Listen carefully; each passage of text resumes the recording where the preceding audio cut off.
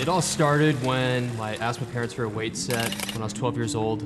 I just wanted to start getting stronger for sports initially, and then after about 6 months, I saw a huge improvement in my physique, and then from there it just turned into a passion of mine. Was heating up, then we burst out. Never put the work down. Knew that this would work out. Now you see me fresher than somebody in the courthouse. Dropped out the camera, graduated to a course now.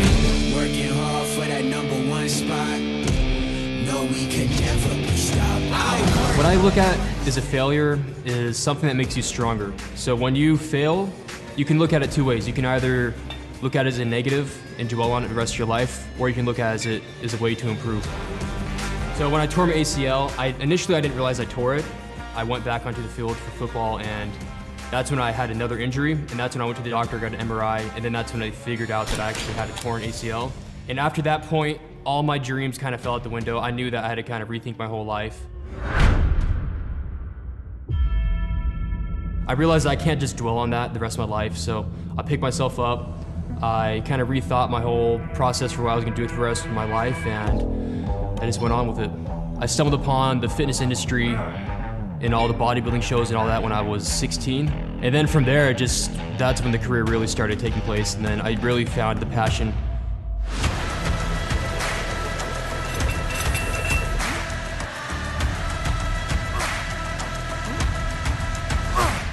So I started competing and then doing all the competitions, started winning. From there, I started doing the social media, uploading YouTube videos, and then everything just kind of fell into place from there. So I became the youngest IFBB professional bodybuilder when I was 19 years old. And after that, I was on a very high point. I was ready to straight go into Olympia. And I was thinking like, I'm gonna go into Olympia and I'm gonna win it and become the youngest Olympian champion ever. It didn't quite go the way I was expecting, but I didn't let that discourage me. I realized that I gotta prep harder, I gotta diet harder, I gotta train harder, and that loss made me a better champion.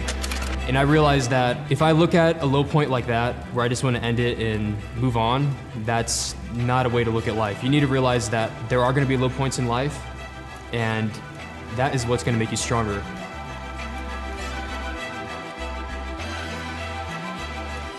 Most people don't realize how important nutrition is. They think it's all about training and lifting weights, but if you want to put muscle on, you got to eat a lot of food. It's very important. So as a natural athlete, supplements have a huge impact as well.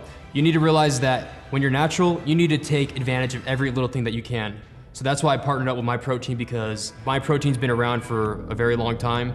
So they're a very reputable company. There's a lot of different supplement companies out there. I mean, you go to the supplement store, there's hundreds out there.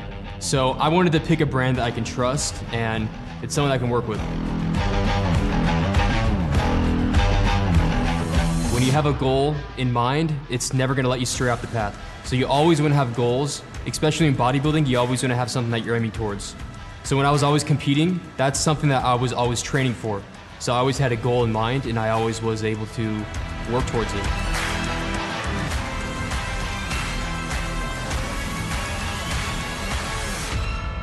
I'm Seid, and I'm Team MyProtein.